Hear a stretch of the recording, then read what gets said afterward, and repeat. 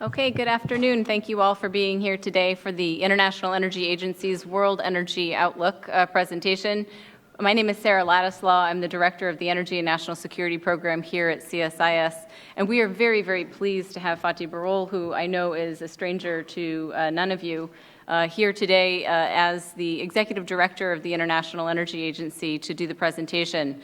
Today's a really important day for a number of reasons. We certainly find ourselves in an interesting place in the oil price cycle. We have got the kickoff of the Paris climate negotiations, and certainly all of us have sort of deep concern for the security situation in Paris that we've experienced over the last several weeks. For those of us who have been in the energy world for a while now, we know that Fatih is certainly one of the world's preeminent experts in just about every aspect of the energy industry. And during a time in which we're going through such amazing and transformative changes in that industry, it is really wonderful to have somebody like Fatih at the helm of an agency like the International Energy Agency, which is so critically important to a lot of the international frameworks and systems we've got for dealing and thinking about the ever-dynamic field of energy. So I would like to welcome Fatih to make some remarks, give a presentation of this year's World Energy Outlook, and then we'll have a bit of a discussion about how he sees some of the trends that he's going to lay out before us. But on behalf of John Hess, who is a member of our board here at CSIS, who's here today, Frank Verastro, Guy Caruso, Charlie Curtis, and the rest of the energy team here, as well as John Hamry, I just wanted to say thank you again for coming and delivering the WEO here at CSIS. Thank you.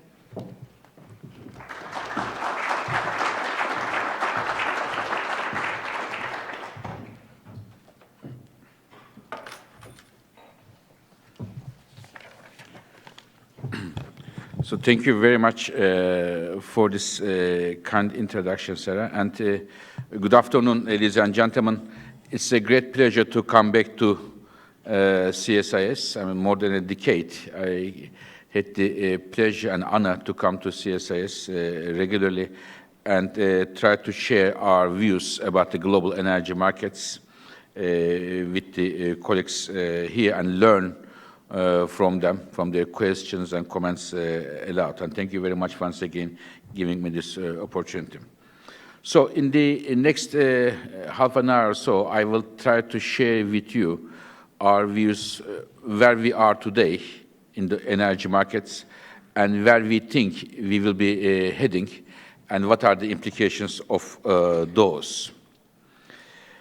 Now, when we look at this year where we are, we see the lower oil prices throughout the fossil fuels.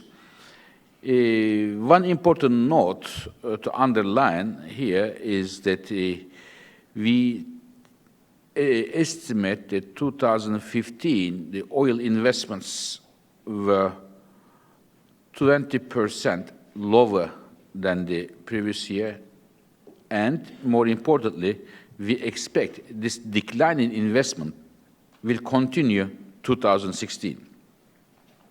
And we have not seen this last 30 years, decline in investments 2 years in a row. When there was a decline, which was very rare, even when there's a decline, then there was next year, there was a rebound. 2 years in a row, we are seeing a decline, or we will be seeing a decline in investments. And also for coal, like oil and gas, we see coal prices very low, about $50, mainly as a result of what is happening in China and in some OECD countries, US and Europe. We see a decline in demand. Lots of coal is in the market, so $50. And again, since long time, we have not seen this happening. Oil prices, $50. Natural gas prices, I mean, only 18 months ago, the LNG price in Asia was about $20 to about $7 today.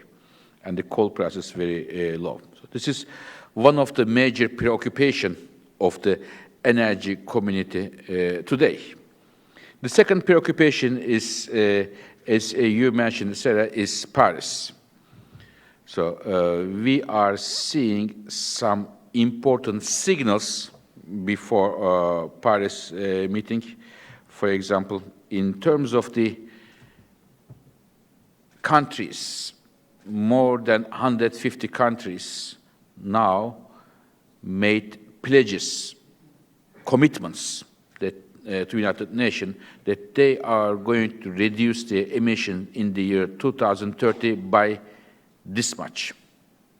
It has never been the case that so many countries are making such commitments. Poor countries, rich countries, north, south, energy exporting, energy importing countries. For the first time, this is a basis, hopefully, an agreement coming from Paris. Renewables, a major growth coming from renewable energies.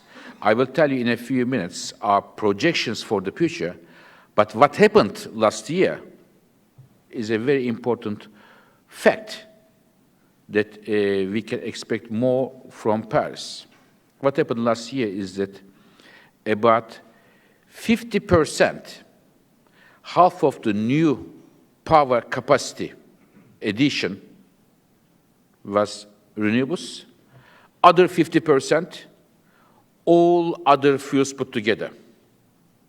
So coal plus oil plus gas plus nuclear, 50%, renewables alone, 50%. So as such, I believe renewables are not anymore a niche fuel. They are becoming a mainstream fuel when you look at the numbers. Another encouraging news before the Paris Agreement hopefully comes out is what is happening in the fossil fuel subsidies. Today, we have about $500 billion of subsidies for fossil fuels, which puts their price artificially low.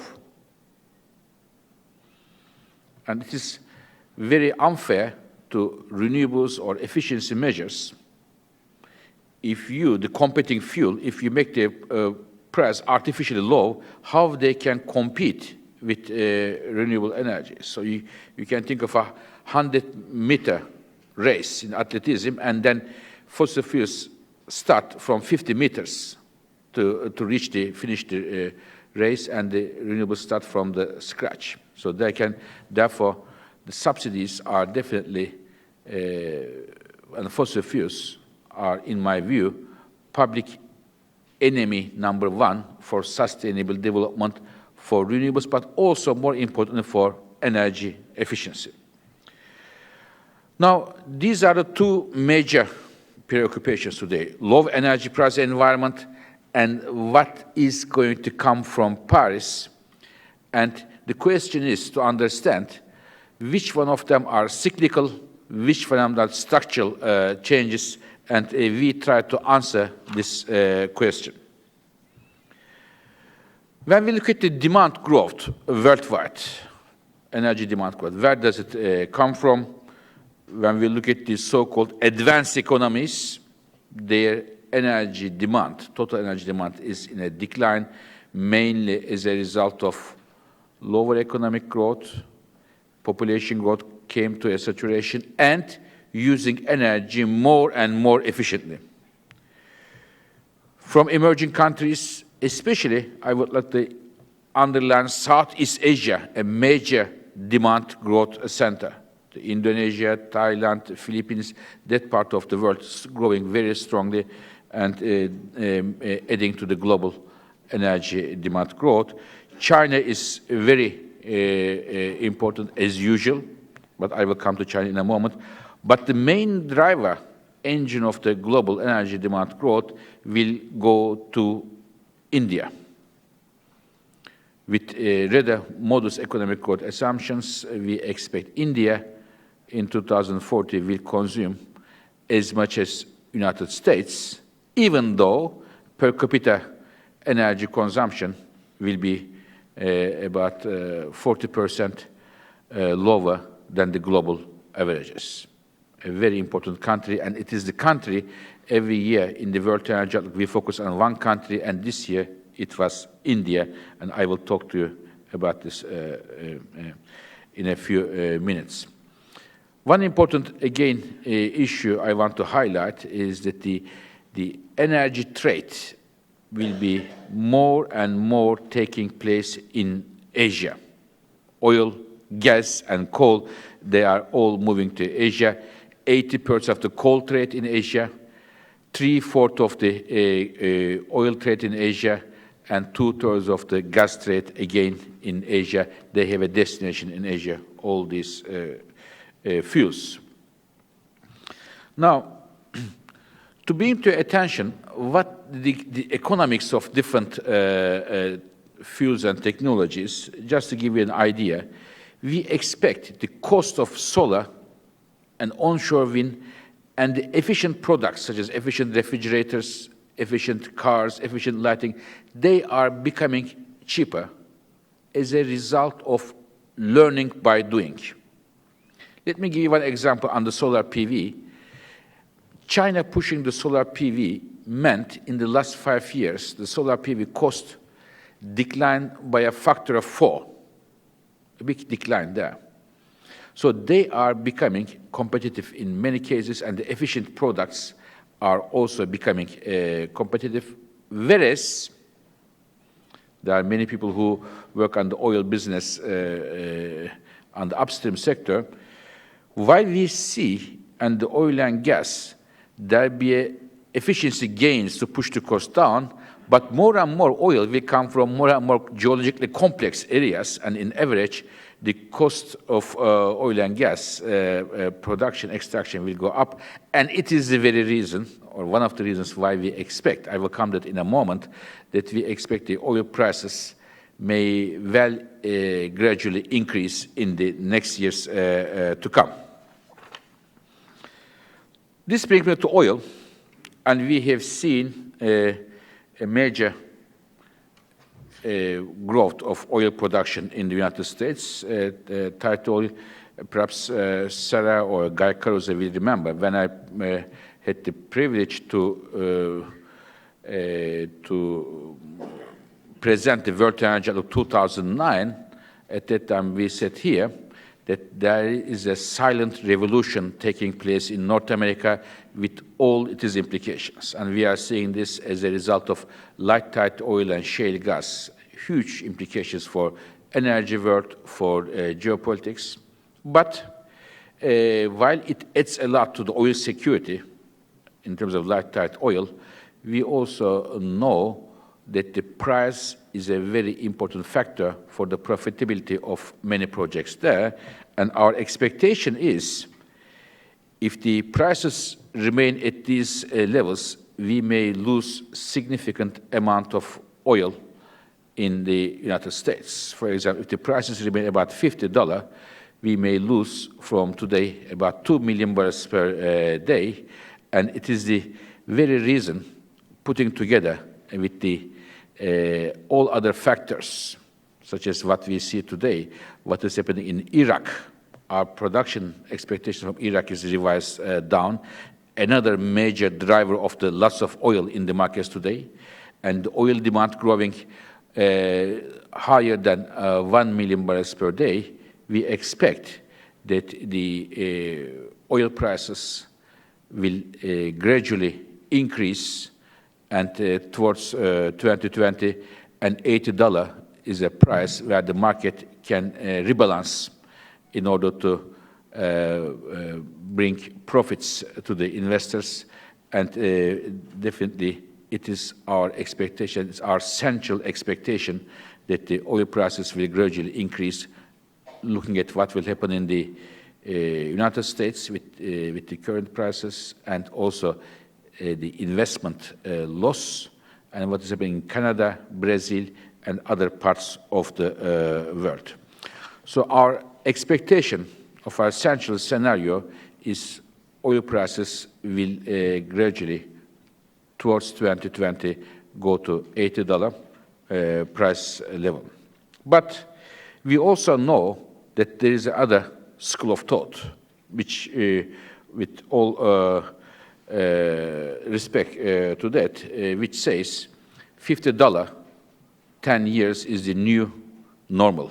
And this is something that one shouldn't exclude. And we also looked what would it take to a $50 world, we believe, and what would it mean, $50 world, for next 10 years? Is it good news or bad news? For whom good, for whom bad?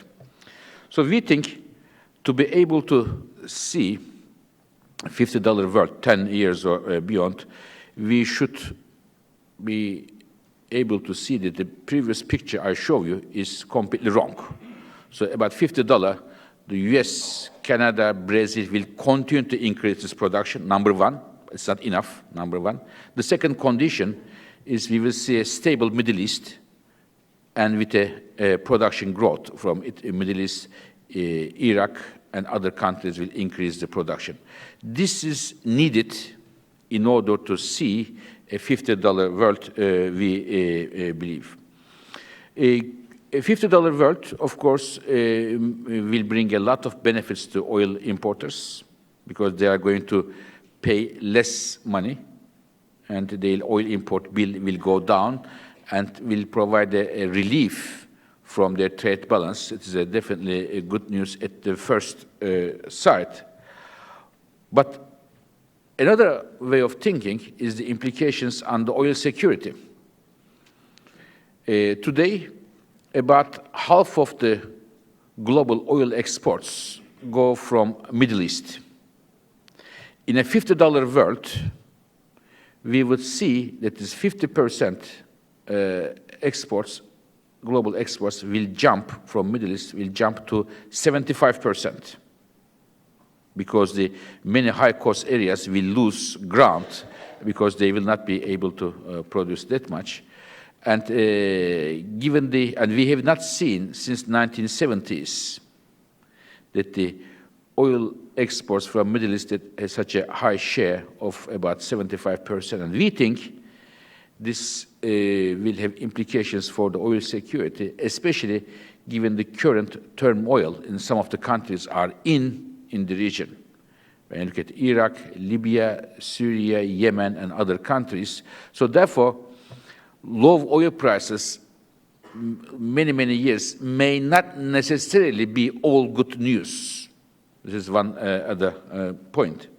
Another one is that in the recent years, I mentioned to you renewable energy, but also under energy efficiency. There were many policies to push the energy efficiency. I will mention more in a minute. Energy efficiency policies may not be very strong if the oil prices are rather low. It's not a strong drive for the governments or for the companies, for the industries to use energy more efficiently if the price of energy is rather low. So to sum up, the old cliche of the lower the prices, the better it is for the consumers may not hold automatically anymore. It is a message that we wanted to give.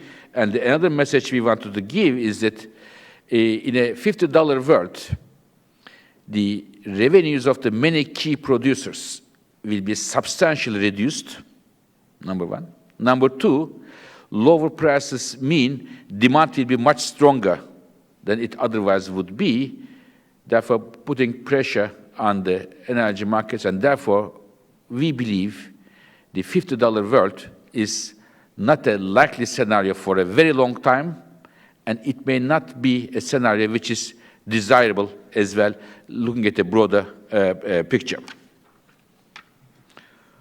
Moving to gas markets and perhaps to Asia, which is the bulk of the growth will come from. Today, when you look at the Asian gas markets, the demand and the production is more or less similar to each other, but we are seeing that the demand will grow substantially, coming from China, India, and again, Southeast Asian countries, and the production growth will be rather modest.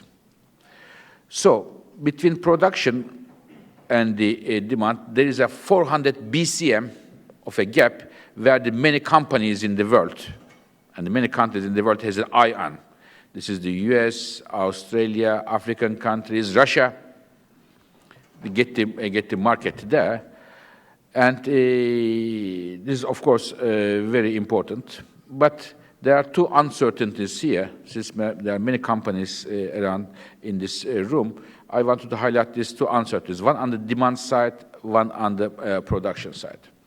On the demand side, while gas is a flexible fuel, emits much less carbon than coal, in many countries, coal is much, much cheaper than natural gas today. For example, if you want to build a power plant in Thailand, you have one coal-fired power plant and one gas-fired power plant. To produce electricity from coal is 50% cheaper than produce it through gas. And in the absence of any regulation, which is in the case in most of the Asian countries, they go for coal. So therefore, there is a pressure on gas from coal, and the second pressure comes from renewables. Renewables are on one hand becoming more and more competitive. On the other hand, they are supported through different mechanisms by the governments. So on the demand side, there is an uncertainty how gas will get rid of this being squeezed on one hand by coal, on the other hand by renewables. This is on the demand side. On the production side, the growth you see here, the big chunk of that growth is coming from shale gas and the coal-bed methane from China. It is much lower than the Chinese government estimates, but even this may not happen, or it may be even higher. So I think there's a big uncertainty, shale gas future of China, and therefore this 400 BCM may be changing as a result of the success or the failure of the shale gas coming from China in the next years to come. Talking about China, one of the most impressive stories in the history of energy now is coming or approaching to an end, which is the Chinese energy demand growth story. It put the stamp on all energy developments in the last years to come. This is the total energy. If you look at the last years, their energy demand growth and GDP, the economic growth, was more or less parallel, similar to each other. When you look at the future, however, we see that while the economy continues to grow at a slower pace, but it's going to grow, energy demand growth is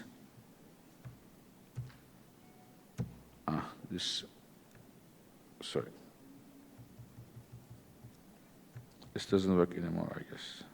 Okay.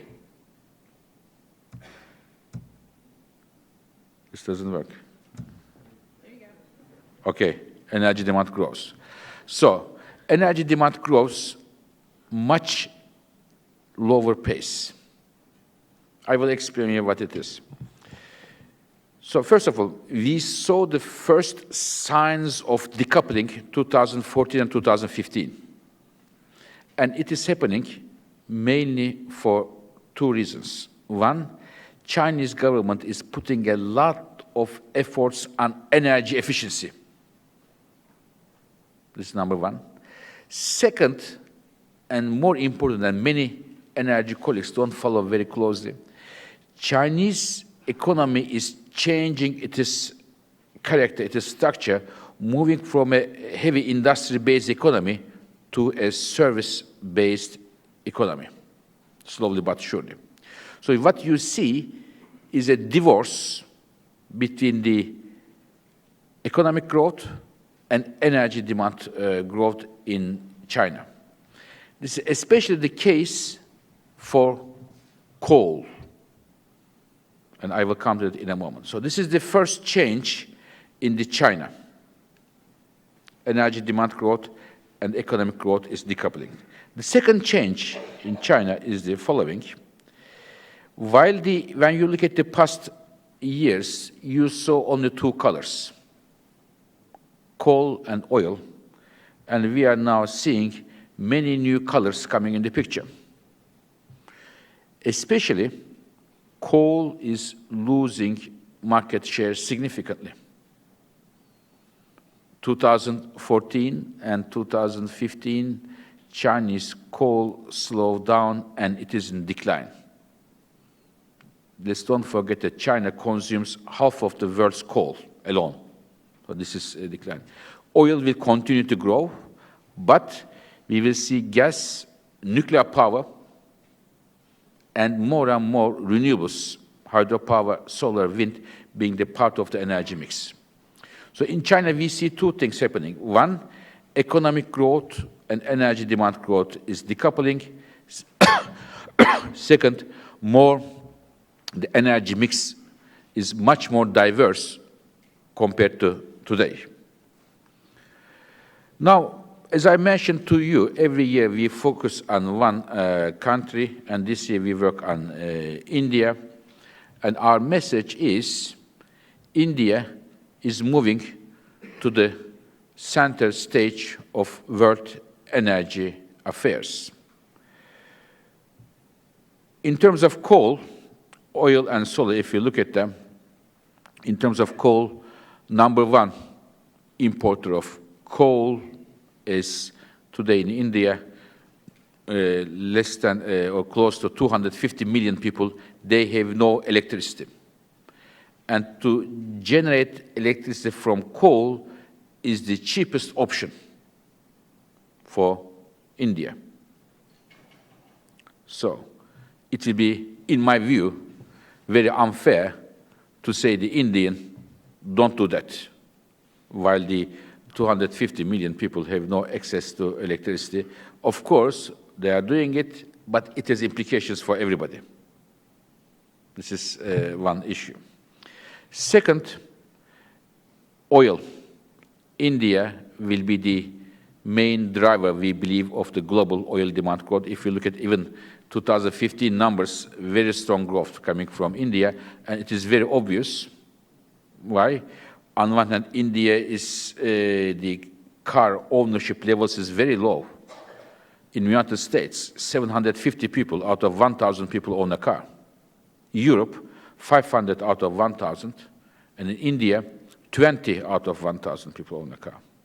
With the increasing income levels, which we see very strong growth from India, they buy cars, as many other people did, and it fuels the oil demand growth. Second, India is pushing unlike China, India is pushing the heavy manufacturing. About 90% of the new steel production coming from India, cement coming from India, it means trucks are playing an important role, and as a result of that, India is playing a very important role in the oil markets in the next years to come. In the past, we were always looking at the China numbers in the tables of the oil supply-demand balances. I think in addition to China, we need to look more and more India numbers as well. Solar PV, also in terms of solar PV, the Modi government pushed the solar PV very strongly. About 20%, we believe, of all new global solar PV will come from India alone. So therefore, India will be an emerging country in terms of determining the global energy markets in the next years to come. Power markets, which is the most important markets here. When we look at the power markets, we see that the oil production to generate electricity is declining. Nuclear is increasing somewhat mainly from Asia. China is the leader here, followed by India, Korea, and also Japan restarting the nuclear generation slowly but surely. Gas is growing strongly. On one hand, as a generate electricity as a base load, but also complement the renewables. And coal is losing significant market share. Today, it is about more than 40% share of coal in the electricity generation and number one fuel. There'll be some increase coming from mainly from India and the Southeast Asian countries, but declining elsewhere. The growth here is much lower than the global energy demand growth, so coal is losing market share and it is the slot as the number one fuel because renewables are becoming the number one fuel in the electricity generation. When I say renewables here, two things important to note, and they are different issues. One, in the past, the growth of renewables came mainly from hydropower. And in the future, we expect the biggest growth will come from wind and solar power. This is one change. Second change, in the past, the bulk of the growth in renewables came from the OECD countries, from the rich countries. But now, we are seeing the growth is coming mainly from the emerging countries of renewables. Let me give you one number. 2014, renewable investments in China were bigger than US plus all European countries plus Japan put together, only in China, leave aside the others. So therefore, in the power system, we see a major change, and following what I told you before, that the renewable is the fuel of choice, and in the next 20 years, out of every $10 invested in new power capacity, $6 go to renewable investments, highlighting the importance of renewables there. Energy efficiency. This is an issue, as our CSIS colleagues know very well, that we highlight all the time because it is changing the picture. Everybody has to understand, in order to understand the demand growth, what is happening in the energy efficiency. And I can tell you that in the year 2005, 10 years ago, only about 15% of the global energy consumption was covered by the energy efficiency, mandatory energy efficiency measures, only 15%. Today, it is almost double as a result of two major facts. There are many factors, but two of them are important. One, Chinese government takes this very, very seriously for many reasons, from cost saving to environmental implications, from environmental implications to energy security, because if you use energy less, your import dependency will be also less. This is one reason, China. The second reason is, in the last 4 or 5 years, we rather had high energy prices. This was an important driver of the energy efficiency measures put in place. And when we look at the future, we expect that the more and more energy efficiency measures will put in place. But I can tell you, in a $50 world, I believe the energy efficiency penetration would be much lower than this, just to see the other part of the coin. And I expect, on the other side, a good result from Paris, some strong signals from Paris may accelerate the energy efficiency improvement. So, to save time for our discussion, let me finish by the discussion on climate change and Paris. What we have seen is something unique when it comes to climate change. Some of you may remember two other cities, Kyoto and Copenhagen. I believe Paris will be much different than Copenhagen and Kyoto with all its consequences. First of all, we have never seen, ladies and gentlemen, that more than 150 countries came together and said, climate change is a serious issue, and I am going to reduce my emissions that much by 2030. Governments gave commitments, pledges. Of course, some of those pledges are less ambitious than the others, and as they stand now, nobody can claim that those governments will fulfill their commitments, as they are not mandatory pledges. But still, there is a strong intention there, and there is a political momentum which is getting stronger and stronger. Today, more than 100 world leaders are in Paris, which messed up the traffic in Paris, by the way. I heard from my colleagues, so that nobody can take their cars, but still very important. And they hopefully come up with a suggestion, which I will, with an agreement, which I will elaborate in a moment. But just wanted to tell you what happens if those pledges are fulfilled. What happens if it's fulfilled? As I said, some of them may be less ambitious. It will be the first implication for the climate change.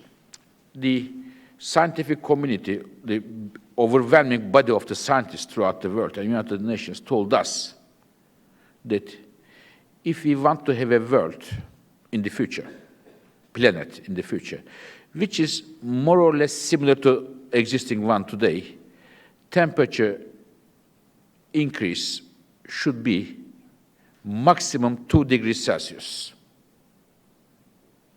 And if these pledges are fulfilled, implemented, temperature increase will be 2.7 degrees Celsius. And the difference between 2 degrees and 2.7 degrees Celsius is not something that you just take your jacket off and adapt the world. It will have tremendous implications for the rather fragile equilibrium of our planet. This is the first implication. Second implication is on the energy sector. As you know, about 2/3 of the emissions causing climate change come from the energy sector. So if we want to solve the climate problem, we have to solve the problem in the energy sector. And we looked, what does it mean if these pledges are fulfilled? What does it mean for the energy sector? And chose just one, again, sector, which is electricity generation. When we look at electricity generation, it increased in the last years. It will continue to increase, but there will be substantial amount of emissions coming there. And when we look at the future, electricity will grow. And it's a good thing. The problem is we don't have a problem with the electricity generation growing. Electricity means, energy means better lives, economic growth, comforts, modernization. The problem is not with energy, the problem is with the emissions. So with the pledges in place, what happens is that while the electric generation grows, emissions remain stable, unlike in the past. They don't grow, mainly as a result of two things. One, share of renewables are increasing. Second, share of coal is declining while the share of gas is increasing. When you look at all these 150 pledges, because countries say, I will do this, and they also say, I will do this by doing this and this and this. When you look at what policies the government choose to reach their targets, renewables and energy efficiency, in addition to gas replacing coal, are one of the common themes that the countries are doing. So therefore, pledges are there. They can change the picture significantly. Now, before finishing our presentation, I wanted to tell you something about the International Energy Agency, if I may. Some of you may know that I started my job as the executive director some 3 months ago, and we had our biannual ministerial meeting chaired by the Secretary Moniz with all of our ministers, but ministers from China, Indonesia, Thailand, Brazil, many other countries, and we as the IEA came up with the new strategy, modernization of the IEA, and I wanted to share with you this. What does it mean? First of all, in addition to our members, we have now Mexico deciding to be a member of the IEA, which is a very good news for us, and Chile as well. We have agreement in our ministerial meeting with China, Indonesia, and Thailand to become our associate member countries. Many others are. We have discussions with them. We will definitely fulfill our first pillar of our new strategy, namely opening the doors of the IEA to emerging countries and leaving the image of the rich man's energy club, being an organization, truly international organization, and opening our doors to emerging countries. The second pillar is the putting more emphasis on we are an organization of the oil security organization. We want to put more emphasis on the gas supply security, working on that. And third, while we continue our pole position in the traditional fuels and technologies, we would like to be putting more and more emphasis on the new energy technologies and aim to be the, if I may say so, central bank of energy efficiency worldwide. So these are our three pillars, which has been endorsed by our ministers, and I wanted to take this opportunity to tell you and close the parenthesis here and finish our presentation that the low oil prices, 10 more years, on one hand, we don't think it is likely, and on the other hand, not necessarily very good news for the consumers if you look at the big picture ranging from energy security to the sustainability issues. India, growing very strongly, and the choices that India will make will affect everybody. Just let me give you one number. India, in the next 20 years, there will be more than 300 million people added to the Indian urban population, one United States. And the buildings that they are going to live, they have not been built yet. So what kind of building codes they will have, the insulation standards, the mandatory efficiency policies, for example, will be very important for all of us, given the sheer size of the growth in India. China, as I said, going through a less growth trajectory now, and also the choices that China is making is in line with lower coal consumption and more diversification, nuclear, gas, renewables, a bit of a different picture than we had in the past. We think that the energy transition, as I mentioned, more renewables, more efficiency policies underway, but whether or not this will be a big move will depend on the results from Paris.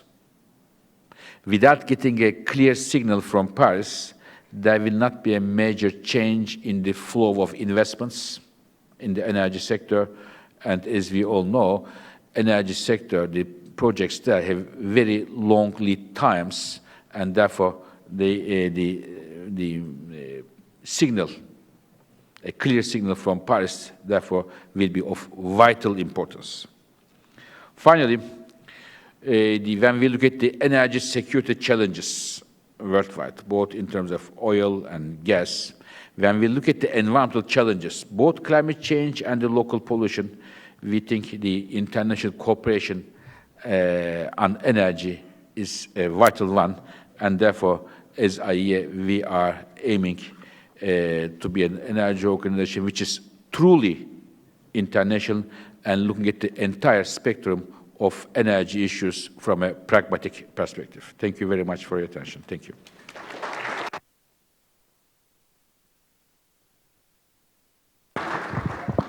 Thank you very much, Fatih, for that wonderful presentation. We are going to open it up for questions. We are on the record, as you can tell by the huge number of cameras back here, and we'll please wait for a microphone, state your name and affiliation, and ask your question in a form of a question.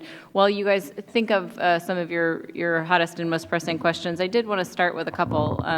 Fatih, before you arrived today, maybe sort of picking up where you left off, We're watching the world leaders that you mentioned gathered in Paris already talking about what needs to happen in Paris, but also what needs to happen after Paris. And I think that's one of those unique features you talked about in these climate negotiations, is that there is a focus on, while there's a lot that's been achieved in the run-up to Paris, there's a lot more that still needs to be done. One of the themes that you bring up, and it's here in your conclusion slides, is really this transition from China being the growing emerging consumer to being a transitioning major consumer. Clearly very important to energy markets because of its size and its power of being such a large consumer. And then India really being the emerging consumer of the next several decades. Part of the challenge in these Paris climate talks is to prove to a lot of these emerging developing economies that we have figured out how to grow and decarbonize at the same time. You were just in India. How well are we selling that message? So I think how to reconcile the economic growth and the environmental consideration is a big challenge, and I think we have to be fair here. If we want to be credible, we have to be fair. When you look at the US, Europe, Japan, China, their economic growth has been mainly on the base of using a lot of coal. And they use a lot of coal and put it in the atmosphere, and it is still there, a big chunk of it. Now, but we cannot afford worldwide to have the same pattern to continue, because we will not be able to reach our climate targets. So therefore, one of the things what we suggest is that either the countries should not build any more inefficient coal-fired power plants, and the ones who are building it should have some legitimate grounds, such as Africa, such as India, where the poverty is, or there should be some mechanisms to provide them cheaper, sustainable energy sources. Other than that, we cannot oblige African countries or India, other poor countries, to choose for the more expensive options in the absence of providing any incentives for them. Therefore, I believe there will be an agreement, hopefully in Paris, and hopefully there will be an agreement where all the important, if not all countries, are signing. But how this agreement is put together will be very important in the context of having all major emerging countries on board. And this means that one should look at the economic development prospects and energy mix together. And here, once again, I would be urging the countries to come up with some pragmatic solutions here, rather than dogmatic policies which will go across the board, all the countries, the same policies. I think it wouldn't work. I hope that, and I'm confident that we will come up with some solutions which will look at the different sensitivities of different parties in Paris. And sticking with the theme of decarbonization for a minute, we've many folks, recognize your organization as one of sound energy policy and energy analysis, but you also do a lot of work on technology as well. We've seen already at the start of the negotiations an announcement from 19 of the world's largest R&D investors and some of the world's most forward-leaning billionaires. This commitment to invest in clean energy R&D. I've never seen a decarbonization pathway that doesn't include a boatload of nuclear and a lot of CCS, including your energy efficiency initiatives that you've got underway. What is it that we need to be doing along those fronts to be able to achieve deep decarbonization? I think especially in the power generation, in order to increase the number of options we have in hand, we need to bring their cost down. How we can bring the cost down is as a result of making more research, more development, and this would bring the cost down. People, if they don't use enough renewables, not because they don't like renewables, why they use coal? Because they are not in love with coal, because it is cheaper. So therefore, research and development will bring the cost of alternative technologies down, and I would put, in addition to renewables, definitely different types of nuclear power, carbon capture and storage. I think this doubling the R&D efforts of these countries you mentioned will cover all the clean energy technologies, including the nuclear and CCS. And as IEA, we are very keen to be the coordinating body of this research and development efforts internationally. And then finally, before I open it up to the audience, you have been a long-time voice in arguing for not being complacent when oil prices are low. Yes. This is yet another one of those periods in time, and yet we here in the United States seem to be slightly seized by the idea of lower for longer, to the extent to which we've got several committees within our U.S. Congress looking to sell portions of our Strategic Petroleum Reserve. We've got a burgeoning movement of people who believe that you should divest in fossil fuel energy resources, oil and gas included, because the resources is so abundant, and we should be doing something about climate change, that we need to be taking a new and different approach to how we deal with oil and gas development. And you've said that you don't think $50 oil is likely, nor is it necessarily desirable for a lot of our energy policy goals and objectives. What message would you have for U.S. policymakers in how they're treating not only oil supply security here in the United States, but the sort of cultivation of the resource base that resulted from that quiet revolution you talked about in 2009? So thank you very much. First of all, I should say that it would be extremely wrong, a mistake, a grave mistake, if our attention to oil security is indexed to changes in the oil prices. Namely, prices go down, therefore everything is okay, no need for oil security, prices go up, oh my God, this is in the panic situation. It is not a way of approaching the issues. I believe oil security is a very important issue. Looking at where the bulk of the oil is coming from in Middle East, look at Iraq, Syria, Libya, Yemen, Algeria, many countries there. I think, there are colleagues who know better than me, many of them here. I don't think that these problems in Middle East will be solved tomorrow. Many of them are structural issues, will be with us for many years to come. Therefore, I would think that the oil security, at least if I may say so, in the IEA, energy security will be the guiding principle of the IEA, at least for the next 4 years to come. The second, on the investment, now, one thing is important to understand. Even as a result of Paris, as a result of economic problem weakening, even the oil demand growth in the next 10 years was zero. So no oil demand grows, it stays as it is. We still have to produce new oil amount of 4 million barrels per day just to compensate the decline in the existing fields. So the fields are like human beings. When they are new and young, their production goes up. They come to a certain level and their production goes down. So we have to find new fields, produce new fields just to compensate those decline. And it is the main story, 4 million barrels per day each year. We have to bring the production, therefore we need investments. And my worry is, as I mentioned in the beginning, investments are in a decline, 15 and most likely 16.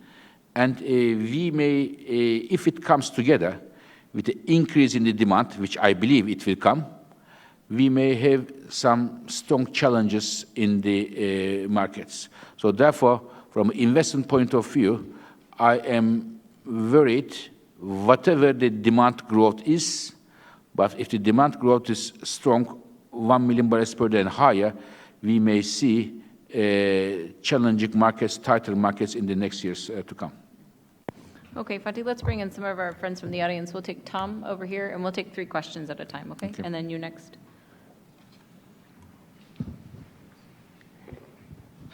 Thank you. My name is Tom Cutler. I'm an independent consultant, and thank you for your excellent presentation. My question is about India, which was the country focus for this year's World Energy Outlook. You mentioned at the recent IEA Energy Ministerial in Paris that China, Indonesia, and Thailand have all become, quote, associate members or however you describe it. So I was struck by the fact that India was not on that list. Do you expect India to reach agreement on associate status? If not, why? And if so, what are the issues that are holding that up? Thank you very much. And then we'll go right here, the gentleman in the blue sweater. Green, blue. Yes, thank you for, my name's Hal Wackman, I'm retired from the World Bank. Thank you for an excellent presentation. You did not mention the words carbon tax in your entire presentation, or carbon pricing, if you like. I'm wondering, I'm assuming that all of your projections are assuming that no such thing ever happens. So could you say a few words about that, please? And then we'll do one more right over here for the first round. Agnia Grigas, Atlantic Council. I wanted to ask you about the implications of the low price environment on the shale gas boom in the United States and beyond. Thank you. Is that good for a first round? Yes. So, excellent question about India. We are working with India a very long time. I was just Friday, as Sarah mentioned, I was in New Delhi, had meetings with all three ministers, Minister Goyal, Minister Pradhan, and Minister Panigrahi. We are in excellent cooperation. I think there are some bureaucratic challenges, and I hope they will be very soon solved, and we will have India as a part of the greater IEA family. But we are working very closely with India like the other countries. There's no doubt about it. And this will be definitely not a good news, at least for the IEA, not to work with India very closely, a country making major efforts in the efficiency, solar, other parts of the energy. And I think we can also share a lot of expertise of the IEA with the Indian colleagues. And in the side of the carbon tax, carbon price, in my view, carbon price is the best solution to our climate problem. It will be excellent. It will be easiest, straightforward, and it will be the economically most efficient one. However, if you have the carbon tax in some countries and not in the others, there may be some imbalances in terms of the competitiveness of the economies of those countries who put a carbon price. And given the current political environment in Paris and before Paris, after Paris, to have an agreement on an international carbon price in Paris, for me, would be a very welcome surprise. I should put it this way. Because it will be very difficult knowing a bit the different countries, different sensitivities, but I fully agree with you. The best way to address the climate change problem would be the putting a price on carbon.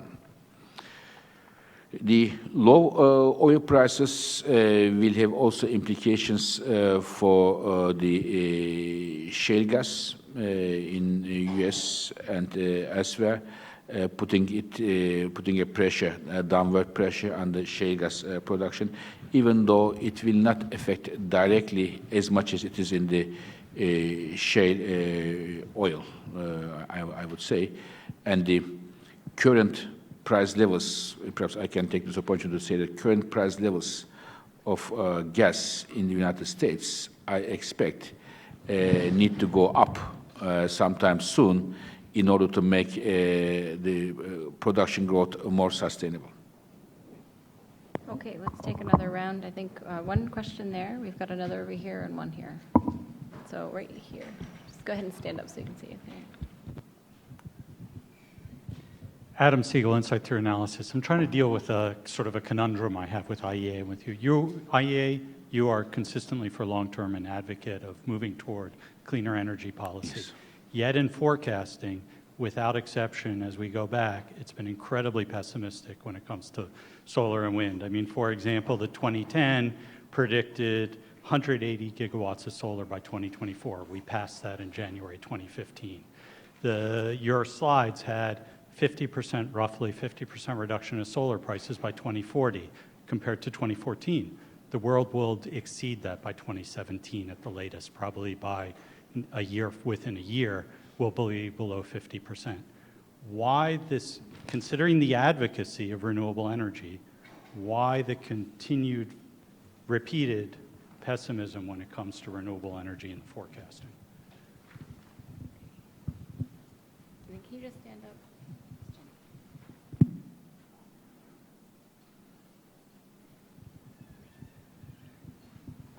Hi, Jenny Mandel, a reporter with Energy Wire. My question is about your comments regarding changing the culture of IEA and moving it from being less of a sort of rich man's club and bringing in new countries. So my question is, what changes within the organization would you expect to come with that change, with bringing in several new countries that have a different economic and development perspective? Thank you. Thanks, Jenny. And let's take one more here. Nope. Oh, yeah. Other side. Good afternoon. My name is Rosemary Seger. I'm a president of Revoltech Energy. We focus on oil and gas and energy. Looking at your presentation, how do you look at Africa now producing oil? And do you think of Africa being a member of the IEA? And if so, looking at the oil production, what do you advise? Crude oil could be exported or refined oil. What do you think working in this economy between now and 2030? Thank you. Okay, thank you very much for these very good questions. Now, about our renewable projections, first of all, we make scenarios on the basis of the policies. The numbers I show you with the existing policies of the governments, what we will see, what kind of trends we will see. We also have projections which we think government change their policies and have very strong climate policies. Very strong climate policies. In that case, the renewable penetration is much stronger. We have, because many colleagues like you mentioned why our renewable projections are so conservative, we went back and we look at them. Our 95% of our renewable projections are on the spot. Where we need to revise our projections upwards was the solar projections. And here, two things. What happened is that governments changed their policies and supported the solar much more stronger, and solar showed a strong increase. And we have increased our projections. And I'll be very happy if what you say is true. Next year, the cost of solar will go 50% down. I would be surprised if it is the case. I'll be very happy the next year when I come here, of course, if I'm invited, to revise our solar projections upwards. I'll be the happiest man. But the projections, the life doesn't change with my projections. What we do is that we say, with these policies, you go here, but if you want to see more solar or more anything, you have to change your policies, then we can give it, we can push it more.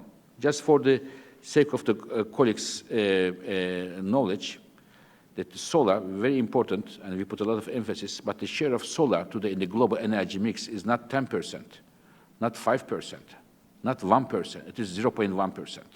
Just to put in a context what we are talking about, so the order of magnitude of the things, but solar is extremely important. India, China, many other countries pushing it, and I hope to see more solar next year. What are we going to change in our organization to be not to be rich man's energy club? So what I would like to see is we want to be truly international. We We will open our doors to emerging countries. I'm very happy that Mexican government decided to be a member of the IEA after the procedures are fulfilled. And we have now a series of countries who are interested to work with us very strongly. We are changing our culture. For example, just give you an idea. Next year, we work on environment a lot. But next year, we'll work on an issue on environment which is specific to the emerging countries, namely the local pollution in the cities. It is not an issue for our current member countries, but a big issue in Asia, Latin America, African countries. What kind of energy policy, energy management is needed in order to get these right policies to reduce the emissions, pollution in the cities? And there are many policies, topics like that, and we are getting more and more colleagues from those countries within the IEA to work with us at different levels on different subjects. And we are organizing, and we'll be organizing more, lots of capacity training for the colleagues from that countries, and we are going to advise those governments as we are doing to do, ranging from energy efficiency to the oil policies.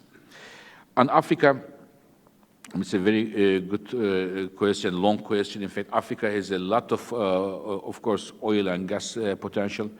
In addition to the established producers such as Nigeria and Angola, we are seeing soon other countries, Mozambique, Tanzania, coming in the picture. Of course, some of them needs to be used at home. Some of them need to be exported because the revenues are very important parts of many of those governments' budgets. But the main problem in Africa today, in my view, is that 2 out of 3 Africans have no access to electricity. So this is a shame.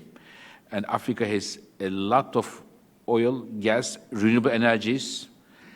325 days in sub-Saharan Africa, you have very strong solar radiation, a lot of sun, 325 days, even more than Washington, D.C., lots of solar coming there.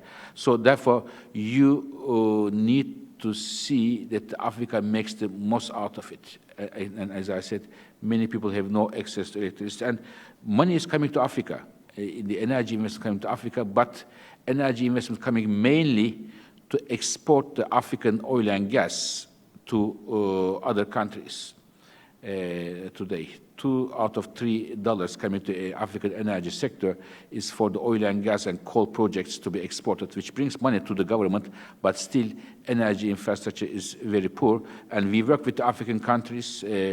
For example, Morocco is one of the countries that would like to be a part of the IEA, but also with the sub-Saharan African countries. I have several colleagues from Nigeria working in the IEA Secretariat and others.